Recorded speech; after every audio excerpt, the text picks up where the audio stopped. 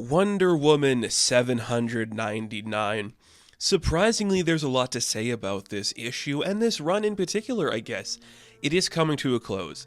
Next month, we are getting 800?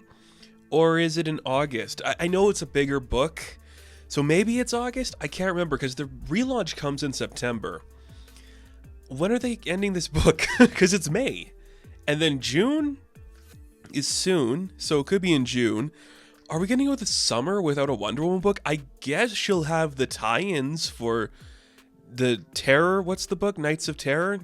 What's the new big DC event? I don't know.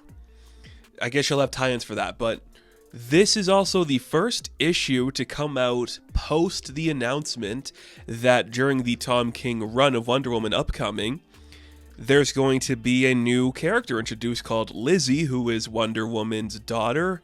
She has the superhero identity of Trinity, so that's kind of interesting. You'd think the modern book would have like some idea of what that could look like and who the father could be. They don't really talk about it. I get that.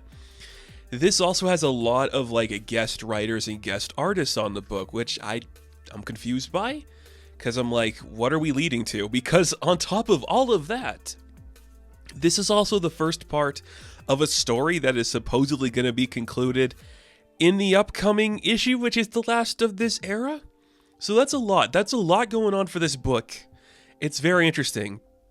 And on top of all of that, this takes place after the events of Lazarus Planet, which is very interesting. An event I haven't read. So the past couple issues of Wonder Woman have been very central focused on the events of Lazarus Planet. We open up this issue with shirtless Ziggy watching Steve watching TV, and we're having the time of our lives. They are so queer-coded. I love it so much. It's just, look at these two dudes who can at any moment either fight or fuck. It's great. We love it. Ziggy's gonna go have a bath. He wants to hear the story about how, like, Steve and Diana met because it sounds awesome, but it's a story for another day. We see that Etta sends a text message to Steve like, hey, don't let the Viking keep you up all night. Wink, wink. Do you get it? Wink, wink. We're having fun. I love it. It's so great to see them. We cut to Etta getting ready for bed too. She's going to spend the night just having a good time. As she falls asleep, we cut to her dream, and it's like an old school idea of like a Wonder Woman book. It's with the Holiday Gals or Holiday Girls or something. They're going to have a picnic in a park. And they invited Wonder Woman, but when Wonder Woman shows up, she's very confused, like, hey, what's going on? You don't wear clothes like that anymore, and I don't wear clothes like this anymore. I don't understand why I'm here. So I'm going to bury the lead. This is just Wonder Woman kind of trapped in people's dreams. I'm guessing that's what they're going for.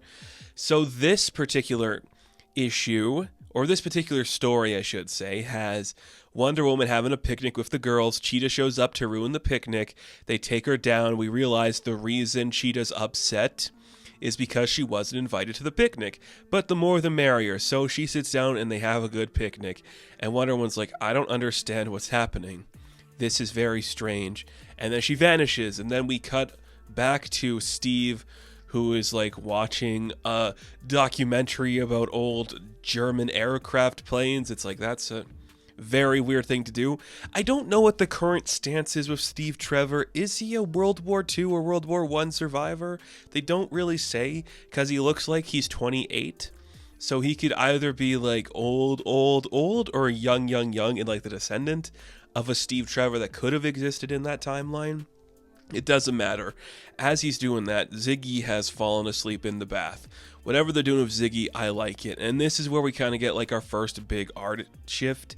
We did see it with Etta's dream, but it just looked a little more streamlined, this like more wavy version of the art we've seen in the previous iteration. But when we get to Ziggy's dream, it is just like a painted picture. He's with Diana, and it's like, this is my dream. We're in Valhalla again. We're just fighting big things. We're having great fun. Let's fight some frost giants and enjoy ourselves. Ratatusk is here. Your squirrel friend. It's great. But he wakes up because he thinks it's like a weird vision he had about something. So he wants to go check in on Steve to make sure Steve's okay, because that's his boyfriend. They're going to check on each other.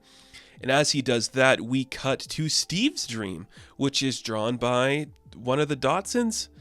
I know because like they had a huge run on Wonder Woman a while back, so I'm like, what? Why are we doing the dreams here? Because what does the Dotsons art style have to do with like World War II and Steve having a dream of being in World War II?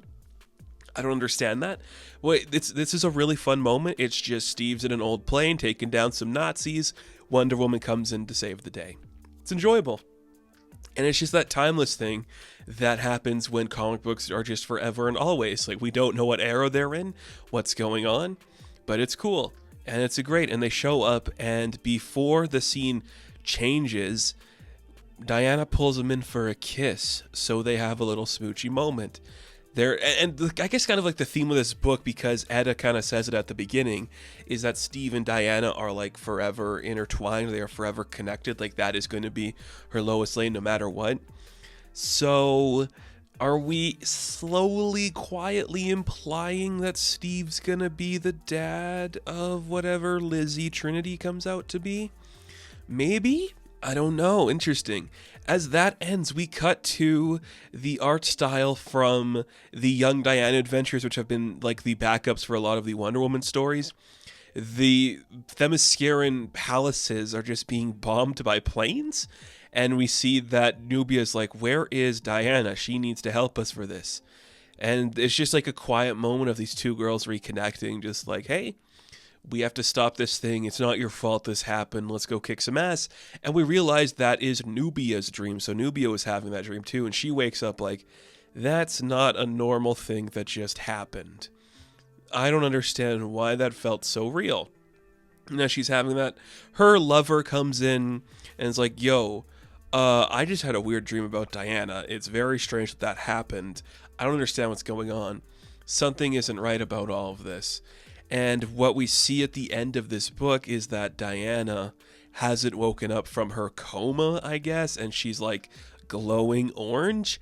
I didn't read Lazarus Planet, so I don't know if that's what this is about, but I'm just gonna say this. We just had an orange glowing Wonder Woman in death metal, so the fact that she's glowing gold again is very strange. Now, I have been a supporter of this book. I think it's done some interesting stuff. I like a lot of what we saw. It does feel like it's time to go somewhere else. So if we're ending this arc in this story with issue 800, that's fine by me. I think we'll get some resolution for Ziggy. I'm sure he'll show up in some capacity. I'm sure Steve will play a big part because Tom King just likes talking about lovers in a weird book like this. What I really hope happens, though, is that this new run doesn't sidetrack a lot of the Amazon stuff, because there's been a lot of compelling stuff with the Amazons lately. This was a fine issue.